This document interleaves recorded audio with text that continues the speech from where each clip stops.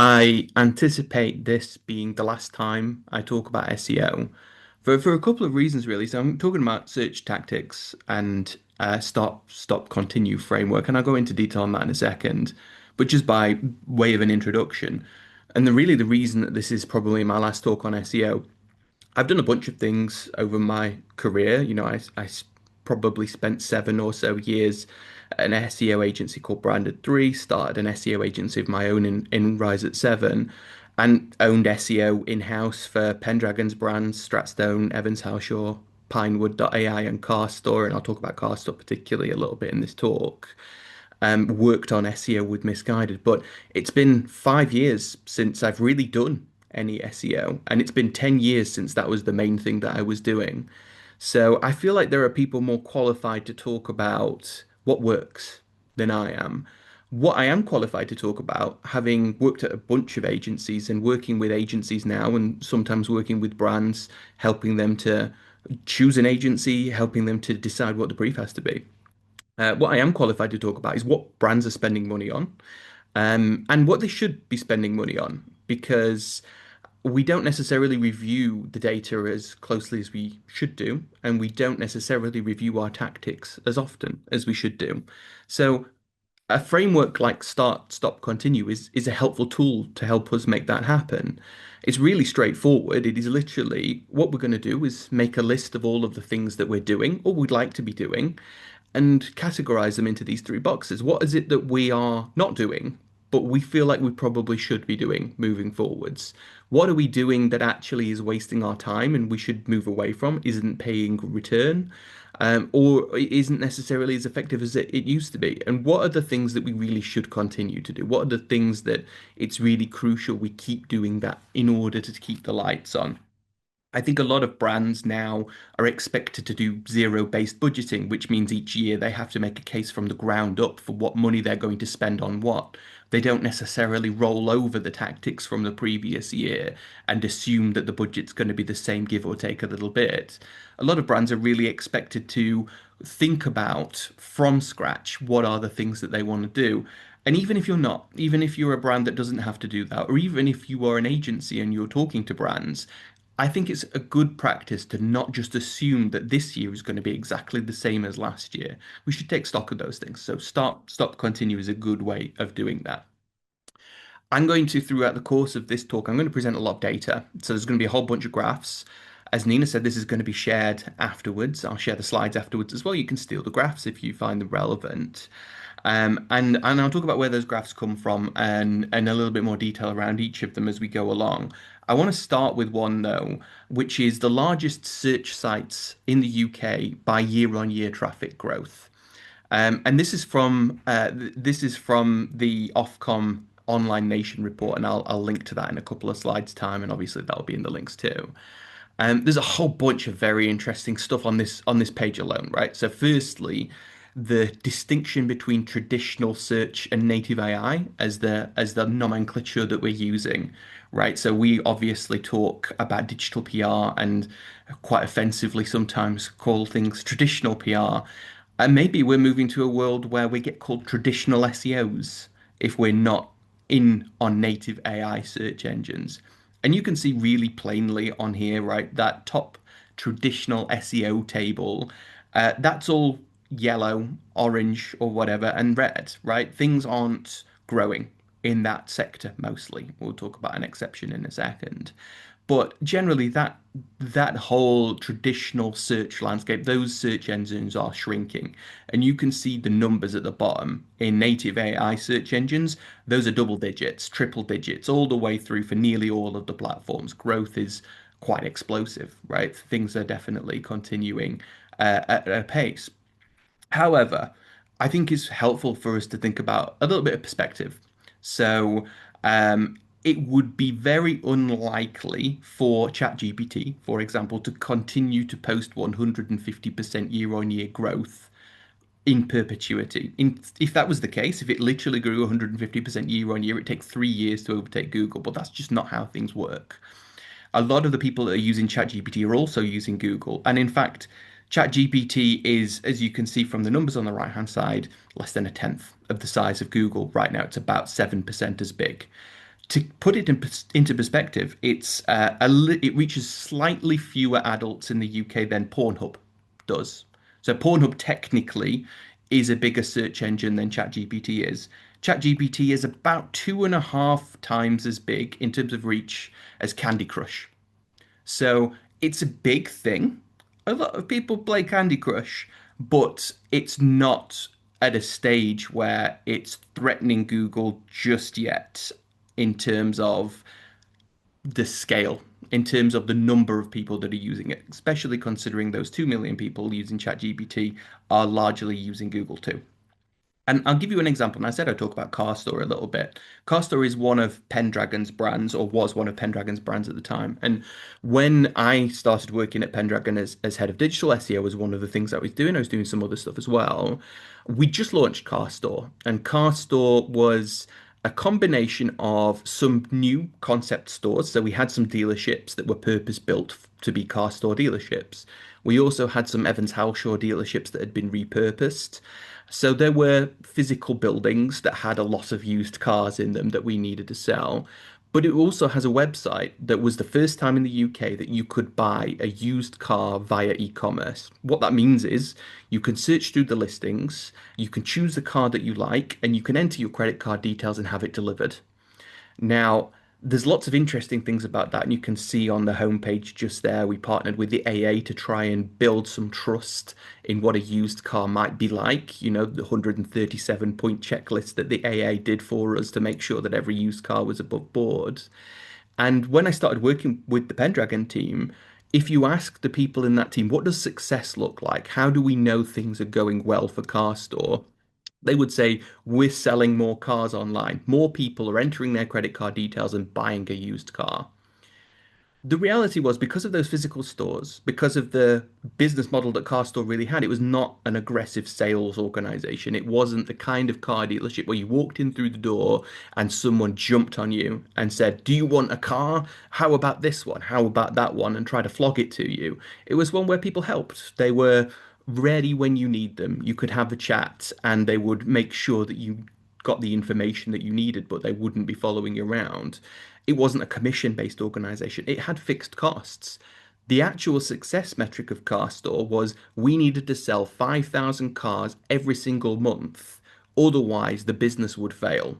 It wouldn't cover its costs. It wouldn't be able to pay for the staff in the stores. It wouldn't be able to pay for the electricity. This is pre-COVID, right? So the electricity is probably more now.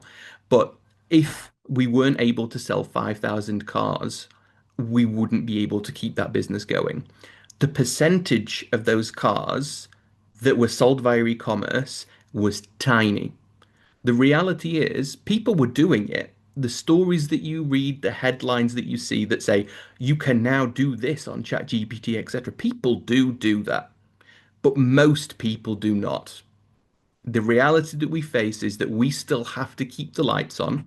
We still have to do things properly, and we need to keep an eye on the future. We need to be prepared. We need to be ready for when used car e-commerce, which has taken off since 2018, 2019, we need to be prepared for when that happens. But that doesn't come from abandoning everything that we know that actually does pay the bills. So the bunch of the data that I've been talking about is from this Ofcom Online Nation report. There's a link to it right there. When the slides go round, you'll be able to see that link. I'll share it on LinkedIn. I think it'll probably come to attendees as well. So you can see the whole report. You can just Google Ofcom Online Nation. You could use it on another search engine, I'm sure, but you could find the report there and steal the graphs if you want to. There's loads of really good ones, and I'm going to talk about a few of them right now. Doing that start, stop, continue framework before we move on, I think we should start as an industry reading research, reading thought leadership, reading insight from people outside the SEO industry. That means people who aren't search engines, people who aren't search agencies, and people who aren't search software, people who don't have a vested interest in the industry going in a certain way. When we talk about Ofcom as a fairly well-known regulator of the whole industry, talking about TV, radio, talking about all sorts of different channels, they do not have a vested interest in search performing in a certain way. Ofcom is just one example. I think we should be reading more research from outside this industry than inside it. I think we should also stop doing anything just for LLMs. If we have a tactic that's on our list, that's in our mix, that all it does is help to influence LLMs, the reality is by the time that reaches scale, that tactic might well have been stamped out. It's like expecting aliens to invade at any time, and the way that we'll prepare for that is by building mud forts, because that's what we know how to do right now. When the time comes, we probably will have better technology. We'll probably be better able to monetize those channels. We need to keep an eye. We don't need to go all in. So, talking about some of the other search engines, we'll talk about AI a little bit more, of course. Let's talk about YouTube for a second. So this is from the Ofcom report. This is the UK adult reach of Google search versus YouTube. You can see firstly that Google search has declined year on year, 2 years in a row. That's the first time Google search has ever declined. It's always added more users. Penetration in the UK has always increased up until last year. Fewer people are using Google than the previous year. This year, about 500,000 fewer people. Last year, a couple of million people. YouTube, however, is picking up those users. Whether it's the people going from Google to YouTube, it's kind of irrelevant. It might just be people coming of age, adults. It might be additional people who haven't used YouTube before. By the way, I'm going to some pretty fine fucking print on this thing as well. This doesn't include smart TV or TV sets. And you know, my little boy watches YouTube quite a bit. He watches it on a smart TV. He's obviously under 18, but that's not captured in this data. So the idea that 46 million UK adults, some of whom probably do watch YouTube on a smart TV, it's probably significantly more than that. This is a channel, this is a platform that reaches everyone, literally everyone. And we're arguing about some of the channels that maybe don't reach a very high percentage of the UK adults. A platform that carries ads, by the way, but also can carry organic content that we can optimize for. So YouTube is certainly something that's particularly interesting. We can talk about some of the other social channels as well if we want to call YouTube a social channel. TikTok consistently adding a few million people each year, about 3, 4 million people every single year go to TikTok that weren't on TikTok previously. So it does continue to grow. Engagement's pretty high on TikTok as well. Certainly not just for kids like the perception maybe had been a few years ago. What's really interesting though is Reddit. Reddit has added so many users in the last couple of years, it's literally doubled in size. Reddit is more likely to overtake Google search than any other platform right now. If we're thinking about which is the next channel to be the big quote unquote search engine, it's going to be Reddit at the pace that it's going. A few reasons for this. One is it's been willing to allow the various LLMs to use its training data, so it's getting cited in literally everything, which is a huge amount of obviously brand exposure. It's doing TV, it's doing all sorts of things to advertise itself. It's a fairly aggressive advertiser generally in and of itself. But also because most of the results that come from AI search, whether that's Google AI overviews or AI mode or whether it's ChatGPT or whatever, because most of the results are absolute garbage, people will generally go to platforms like Reddit and Quora because they would really like to hear from a human who knows what they're talking about. So that's grown quite considerably as well. If we look at the top 10 social media services by gender, and I'm purposely showing 2024 data here so I can show you a comparison of why that's interesting. You could see that platforms like Pinterest, Snapchat, Instagram, that were very visual, image, and video focused platforms, skewed heavily towards women in 2024. And the platforms that were kind of micro blogging platforms that had a lot of words on them and less imagery, Reddit, Quora, etc., tended to skew towards men. Whatever reason that is, that's just how it was a couple of years ago. That's not how it is now, though. The platforms have kind of leveled out, with a couple of exceptions being Pinterest, which still skews more female, but certainly less than it did. Now 70% instead of 80%. X, Twitter, whatever, still skews more male. And if you read any of the news stories about X right now, you would probably understand why that is. It is still a hell site. But generally, every other platform is pretty much 50-50 men and women. What that means is the men that weren't on those platforms like Snapchat and Instagram are generally going there now and weren't previously. The women that weren't on platforms like Reddit and Quora are going there now and weren't previously. So there's been this leveling effect across social media platforms, social search engines, however you want to talk about them, which is generally quite interesting.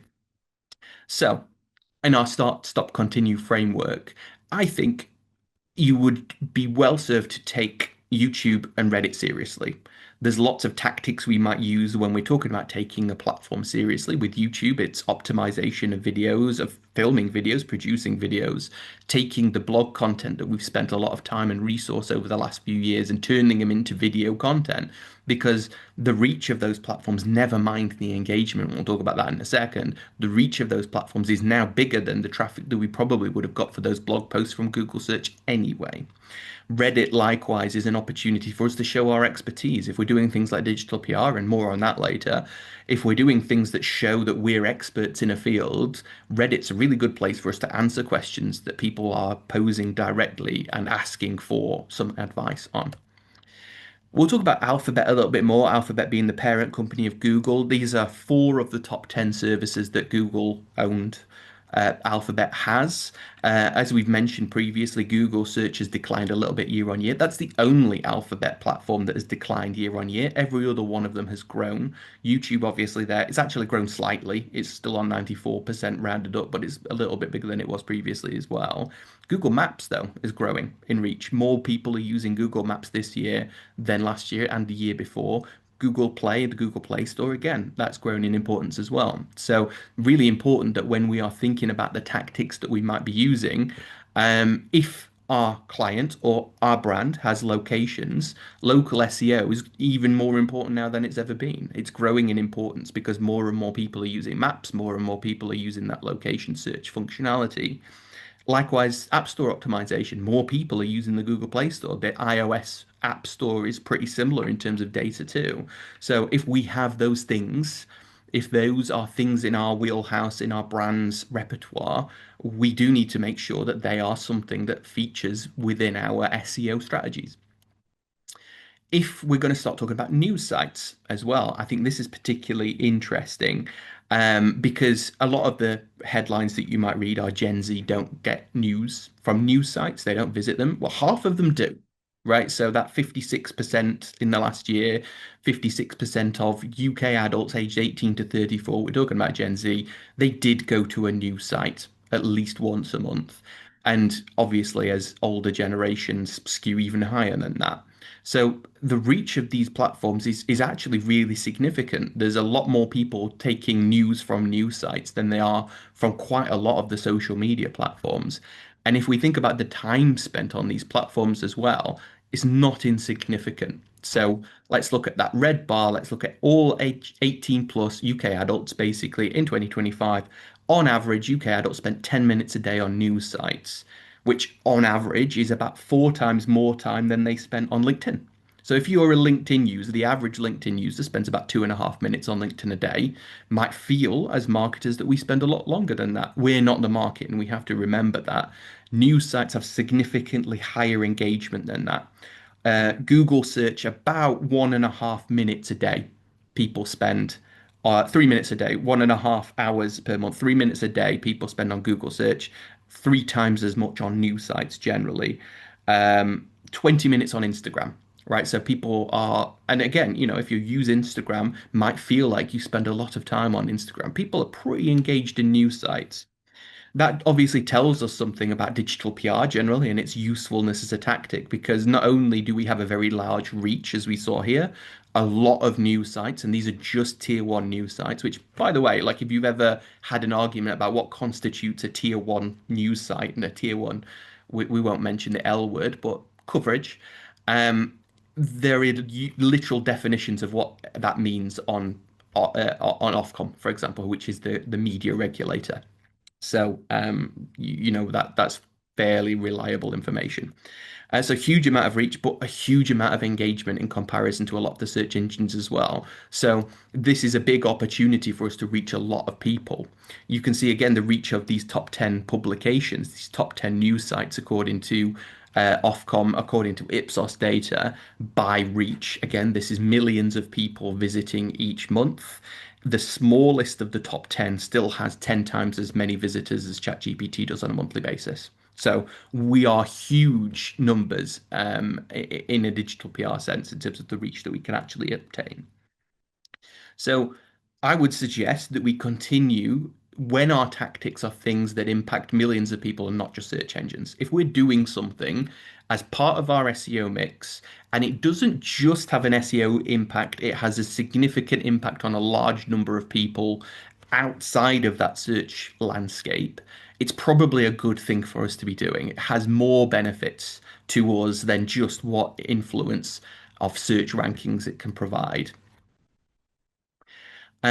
So we're on a digital PR subject. So we'll talk about a news story that's been big news over the last week or two. And about a couple of days ago, the PRCA and the CIPR, which are the two regulatory bodies in the PR industry, both wrote a joint letter urging journalists to verify PR sources following the fake expert scandal.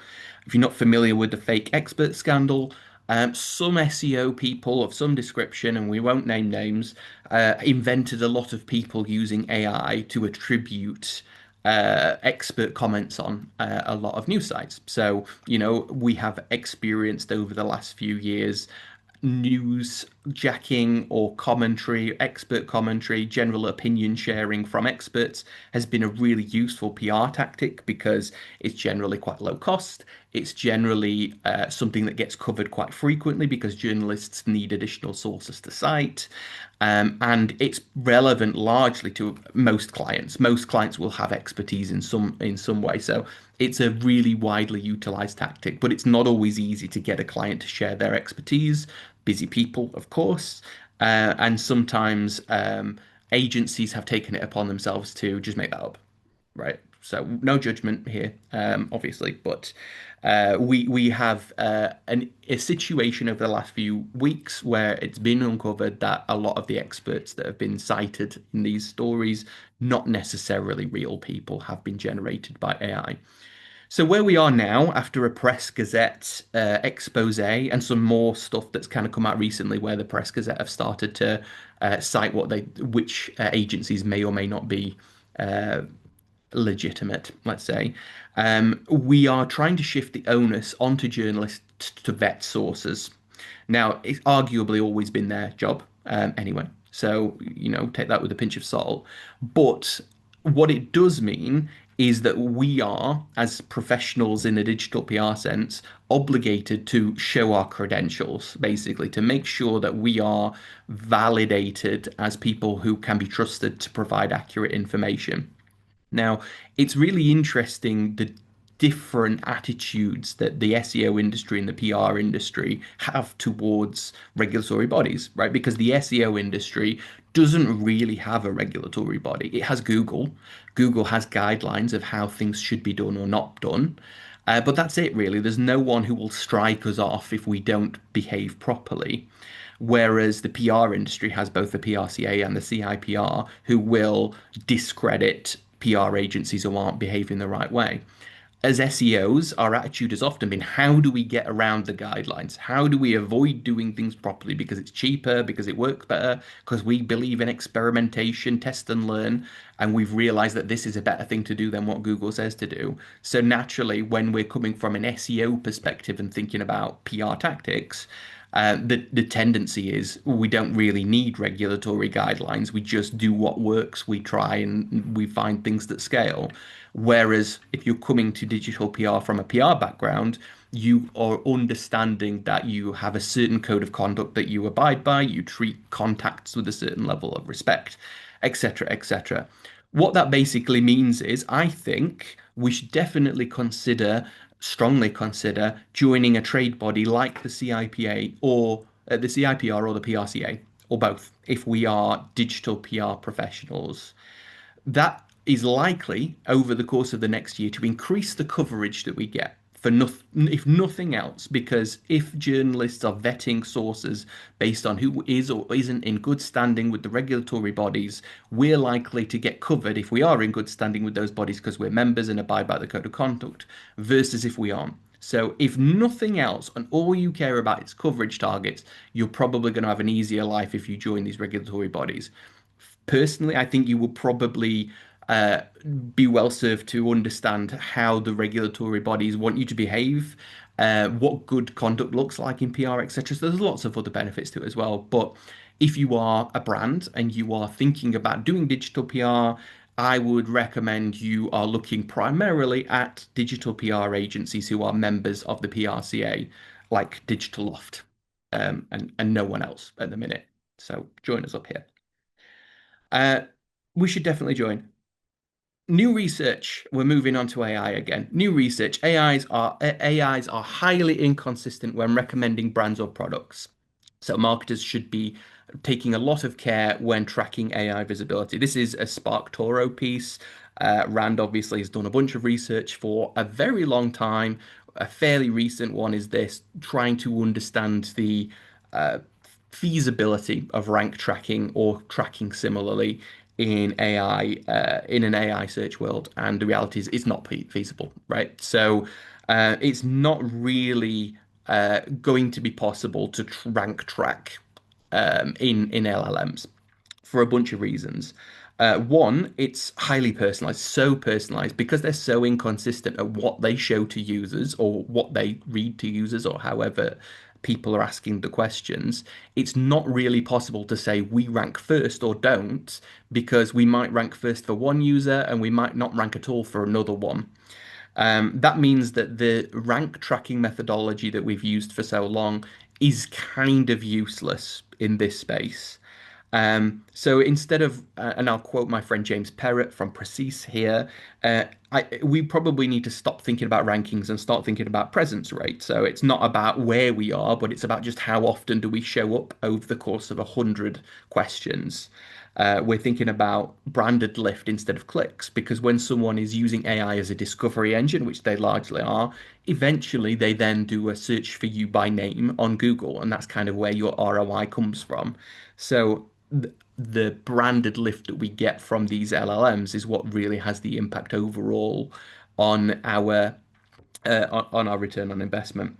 The funny thing about rank tracking, though, of course, is it's been highly personalized for about 10 years now. So I'm in Kendall right now, and if I was to pick up my phone and search for something, I will get completely different results than if I try to type the same thing in on my desktop. If I'm at home in Yorkshire, I'll get different results again. If you're in London, which of course the rank trackers think they are, you'll get different results again. If you're signed in, you'll get different results. If you are searching at a certain time of the day, you'll get different results. So it's not really true that you do rank where you think you rank anyway if you're using most of the rank tracking software.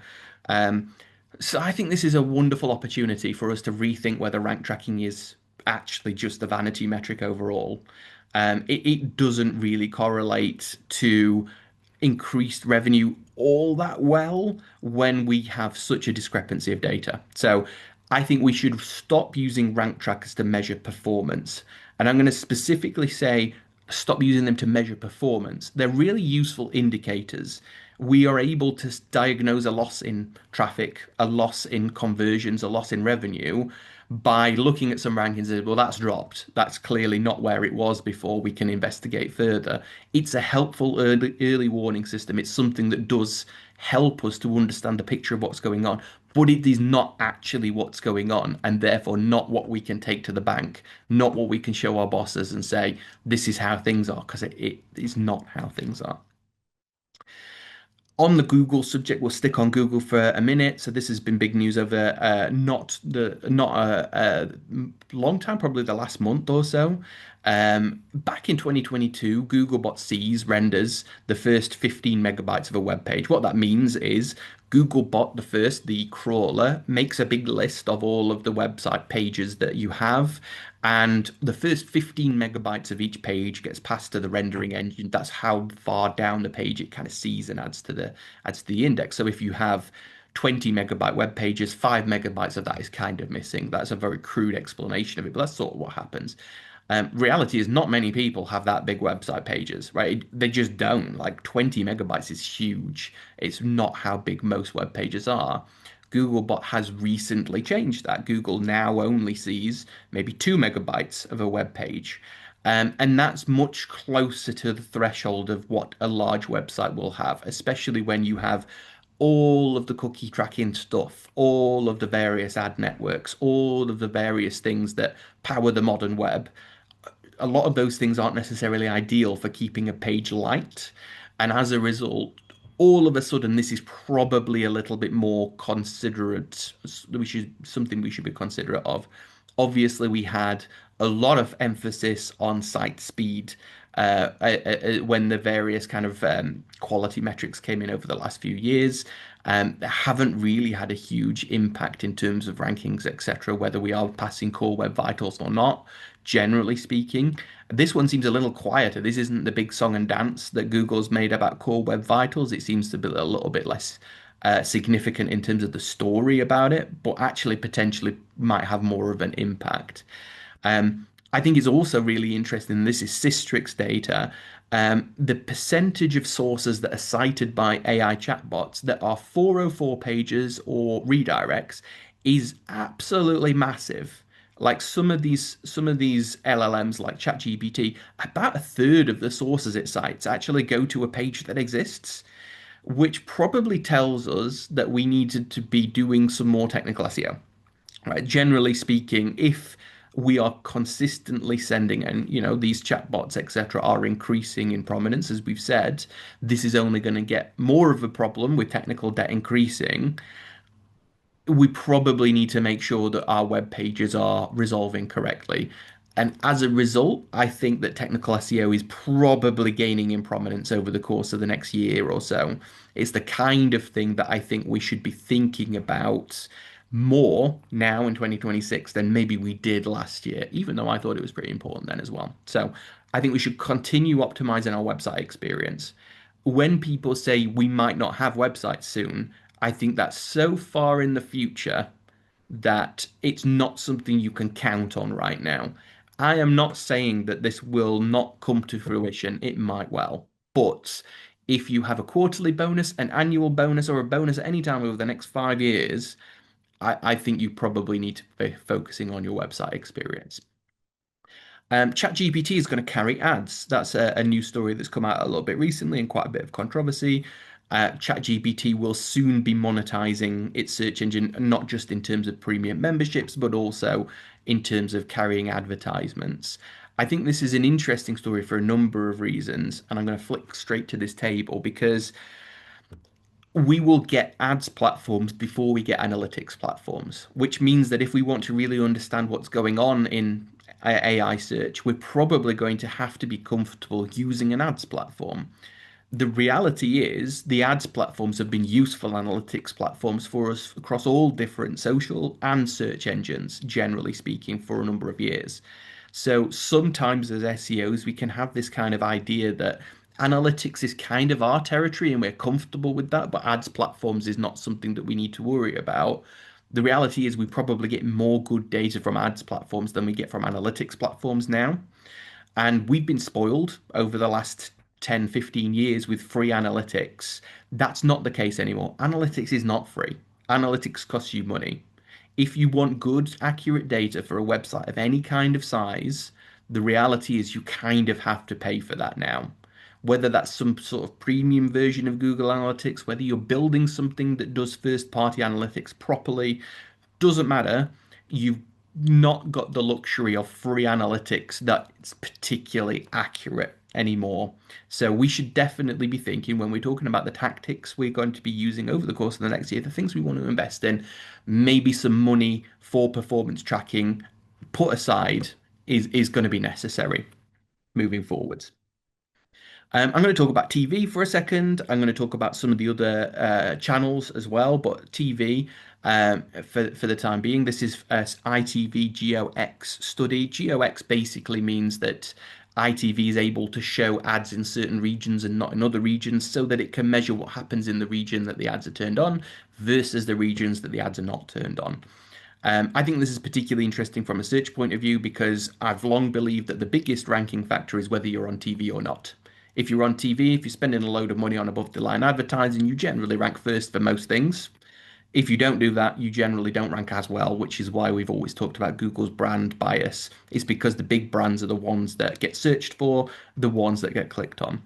ITV did a study in the last year where search volumes for brands that are advertising on its platforms which would obviously be ITV, ITV2, etc., as well as the ITV player, where you can be a little bit more targeted. Search volumes increased by 90%. Obviously, that's significant. This is not 90% increase in search volumes that result in AI overviews and no click, because these are people searching commercial terms. These are people searching for a directional query to get to a brand page, right? So you can see that the website traffic increases 25%. These are clicks, not just searches. Inevitably, what that means is a few implications, and I've cited this study from the analytic partners, the ROI Genome study, for a little while. We should be thinking about co-campaigning. If we are doing digital PR campaigns, if we're doing SEO campaigns, right, where we're trying to increase reach, we're trying to increase eyeballs on our brand, trying to get brand awareness and ultimately more searches and more clicks, we get significantly better ROI if we use multiple channels than if we use one channel. Caveat here being that doesn't mean that we need to spend twice as much because we're using two channels. We could take the spend that we have and split it over two channels instead of just one, and we'll probably get a higher ROI than we would if we just did it on that one channel. As a result, what we should be thinking about, generally speaking, and just to illustrate an example, if we were just doing a big digital PR campaign, the chances are we'll probably get a higher ROI if we spent a little bit of that money on social ads or social media more broadly. We'll get even more if we have a little campaign element over here on TV or wherever it might be, right? I'm not saying that TV is the only answer. I'm saying that creating campaigns that have multiple touch points where we're hitting people in lots of places, reinforcing our message, making sure that we are visible in different places and not just once, that's going to get us better return on investment than if we are just doing it once. So we should be thinking about co-campaigning. We should be thinking about how do we build bridges with all of the other teams that we have in the organization and make sure that we are utilizing what they're doing for search benefit.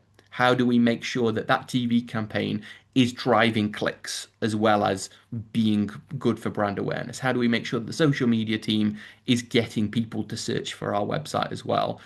It's an opportunity for us likewise to invest some of our digital PR budget in things that are going to increase brand awareness and not just the L word.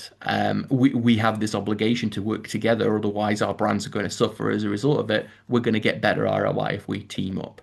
So I think we should start co-campaigning and using other brand channels for SEO.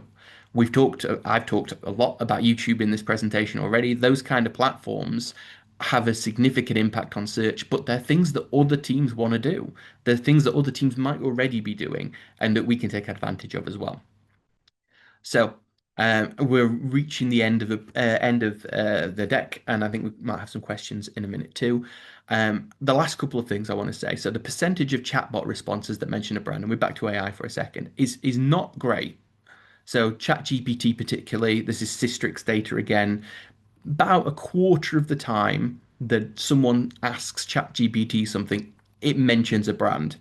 Let's also return to a previous graph that says about a quarter of the pages actually resolve as a 200 page. So we don't necessarily have a lot of our brand in front of people when they're actually asking AI search a question. That three quarters that fill in the rest of that bar chart in ChatGPT sense, if we're trying to influence that, we're wasting our money. We aren't going to get better brand awareness. All we're doing is feeding a training data set. And that's not going to keep the lights on for us at all. And it's certainly not going to improve our brand in the future. So we need to continue, I think, focusing on relevance over traffic. Just because people are searching on different platforms doesn't mean those searches are going to be for moments that matter. They're not going to be for things that shape a buying journey. We do need to focus on the ones that do. That does mean we might have to use those AI search platforms in some capacity in our mix. But it does also mean that we need to make sure that we are there on those other platforms when people are searching for that. So, last point. I think we need to stop panicking, right? We talk quite a lot about AI search. We talk quite a lot about social search. We talk quite a lot about all sorts of new things that are coming in. And I'm not saying things aren't changing because they are. Things are moving quite quickly, but not as quickly as we sometimes feel like they might.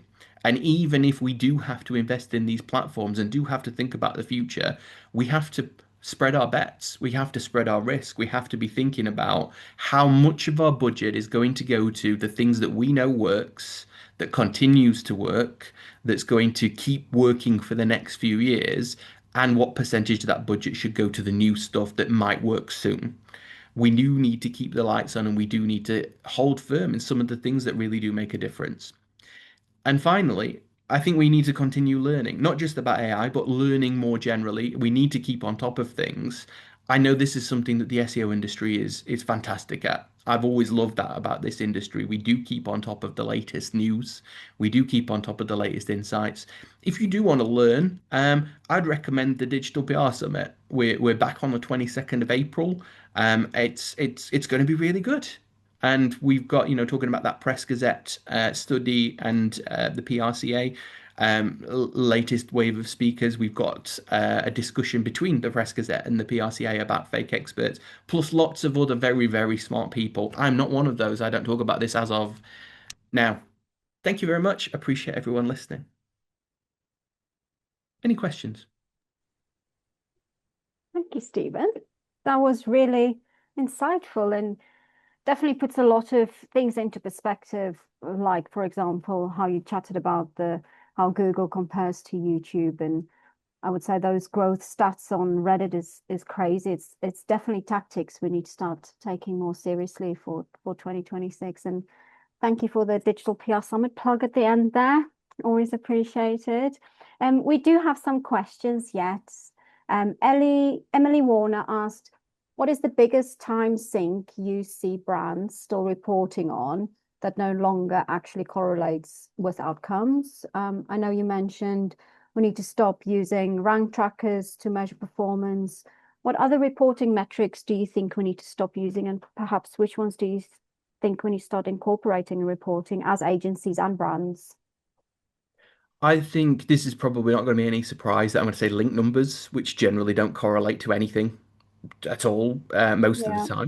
time. I think it's really useful for us to be able to say we did this thing and it got covered this many times, and that's helpful information for what works and what doesn't. But it tells Mm. us what works for PR, what works for outreach, what gets opened, what gets talked about. It doesn't tell us what drives traffic, what drives transactions, generally speaking. So it's such an early stages, top of the funnel kind of metric. That doesn't mean we shouldn't measure it just like rankings, right? Rank tracking is cheap. It's really cheap, especially if you're just using Search Console. So it's not a waste of time and money to do that, but it's also not the answer, generally speaking. The things that do answer a lot of the questions cost us money. So whether that's a more premium version of analytics, personally, I think it's brand funnels and brand trackers, actual brand health surveys, whether it's with software like YouGov or Kantar, whether it's an agency helping you to do that or doing that internally. Like a lot of brands do have that capability to do it too. It's ultimately surveys that tell us what people really think, what people intend to do, and what they actually did do in a lot of cases too. So it much more closely correlates to what actually happened and what will happen in the next quarter, which is much more useful information than just what actually happened. So Mm. I think brand trackers generally, if you are working with a brand of any kind of size, you probably have one, even if it's just an annual thing. If we can do it more often and the SEO team can get behind that and say this is helpful information, I think we'll probably learn a lot and actually have a better view of what's working best. Yeah, definitely. I know at Digital Loft we always say there's traction metrics that's going to indicate that, things are working and there's going to be some outcomes. So there's definitely things you're going to report on that can show those, but it doesn't necessarily mean there's going to be transactions and revenue at the end of the day. Jeff asked, at what point, if not already, do we consider YouTube as a TV channel rather a social media channel? I think the problem with YouTube and quite a few of these other platforms is they fall between the cracks because they are both. They're all of the things, right? So you see this with TikTok as an example. As you start to get more involved in SEO for TikTok or whatever you want to call it, you find that some places it's a brand thing, some places it's a social thing, some places it's this, some places it's that. And so there is not a unified version of this, whereas like Google, like, oh, that's the SEO team's problem. Okay, fair enough. And when you have this ambiguity, that's what makes it difficult to talk about it in a really kind of broad sense that applies to everyone. So I think that's why a platform like YouTube kind of falls between the cracks a little bit because we as an industry, from an SEO point of view, the SEO industry, we know it's not us, but we don't know who it is. It's maybe the media team, it may be the media buying function that we have, maybe it's the social media team, maybe it's someone else. I think it's all of the above. And as soon as we start recognizing, we have like the deviation boys, for example, talking about TikTok is a search engine and trying to hammer that message all the time. It is. It's also a social platform. And the more that we can recognize that it's both of those things, and that therefore means two teams have to work on that, that's for the good of the brand that we work with. That's good for the agency that we work with as well. It's that kind of division that we've had like for a lot of years with digital PR and brand PR, right? It's both. We could do all this together. We could have a better outcome if we were doing that as a unified front for this brand. That's sort of territorialism probably isn't really helping. Ultimately, the brands that we're working with in 2026, with the economy as it is, with the world as it is, don't have the luxury of dividing everything up into silos. They need better ROI than that. Yeah, absolutely. It's like you say, it can be both of those things, and we need to work together as marketing teams to achieve the best results across all the platforms. Ellie Hearn asked, where do you think we should be investing time and budget to get the most out of AI? Most out of AI. So I would definitely say that because AI generally cites some quite high authority sources, and we kind of know what those sources are going to be for the most part. That probably means that being present within those sources makes a lot of sense. And that means largely two things at the moment. It means PR and being on the big publications that we Mhm. know are going to get talked on or cited as being the places that are getting talked on. But it also means Reddit because that training data set takes so much Reddit into it that we probably, I'm going to be honest, I think we probably have the same tactics there. I think we have a brand spokesperson, a real expert that we have who answers questions in the form of expert commentary on a news site, who answers questions literally on Reddit, who probably has some videos of that person answering questions as well. I think we probably need to be thinking about expert commentary as a broader channel mix thing, not just a couple of sentences, and that's hard. That's what sucks because it's like we can't just write two sentences and ask a client to sign that thing off anymore. It's real time with Reddit. It's Mm. being faster than that, and it's intensive with YouTube and TikTok and so on because you actually need to get that person in front of a camera. That's the role that we have to play now as marketers, not just agencies. That's what our internal brand teams have to do too. But I think that's where we probably want to be investing our money. It's getting that expertise out there on more channels, PR being one of them, absolutely. I personally think PR is probably about, and regardless of what Martin Sorrell thinks, PR is about to boom, like Mm. because it's so much more influential in so many more places than it has been in the last few years. I think that's probably a big part of the mix. Yeah, and with Reddit especially, it's not just investing the money, but it's investing the time to get it right. Um, we have a question as well. Is there any definitive proof out there that digital PR affects brand awareness? I'm talking about the reactive and very much digitally focused work. Yes, it's part of a wider strategy, but is there any proof of it in isolation? There is. Now, I'm going to caveat this for a second and say if the primary goal that we are trying to achieve here is brand awareness, if the thing that we don't care about any other metrics and brand awareness is the thing, digital PR is not the tactic we would choose, right? It influences brand awareness, it does, but not to the same degree that TV does, for example. There's some wonderful stats that Les Binet talks about where everyone's been very excited about Cadbury's Gorilla getting viewed so many times on YouTube, but it took 6 years to get as many views on YouTube as it took in 30 seconds on the TV ad in the X Factor final, right? So if brand awareness is the primary thing, digital PR is not the first tactic we would probably choose. If it's part of a mix, and taking that ROI genome study into consideration, where we want to utilize a number of channels to get a good result, it probably is part of the mix. It probably, and I think alluding to that, very digitally focused, basically it has to be relevant. It has to be consistent. It has to be there all the time. A one and done campaign on digital PR is not going to move the needle. It has to Mhm. be repeat, repeat, repeat. Keep getting the brand out there, keep getting the message out there. Recency and frequency is the name of the game in most channels, in fact.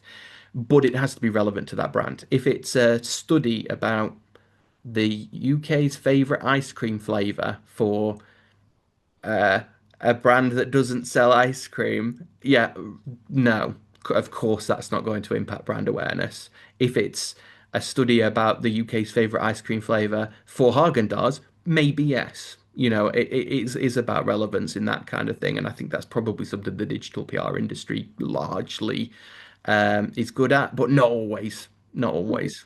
Getting better. Yeah, positive. Final, if positive, final question. What would you say is going to be this year's hot search buzzword?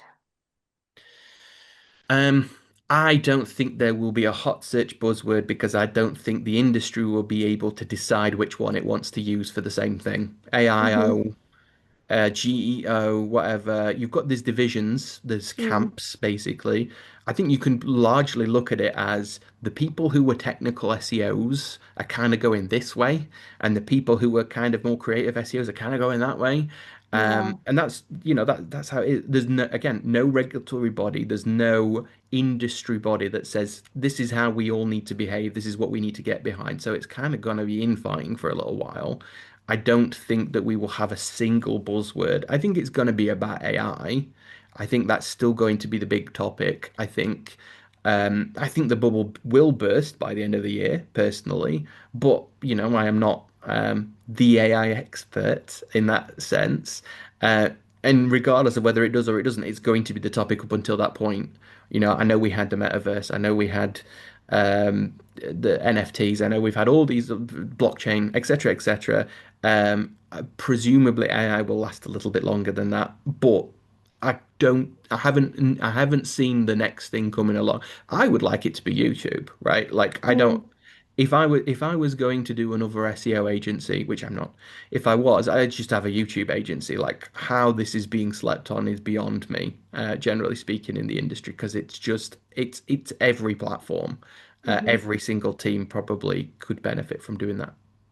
But yeah, So we'll go with YouTube, I think so. It perhaps. well, it won't be the buzzword, but it should be. It should be. Well, Stephen, thank you so much.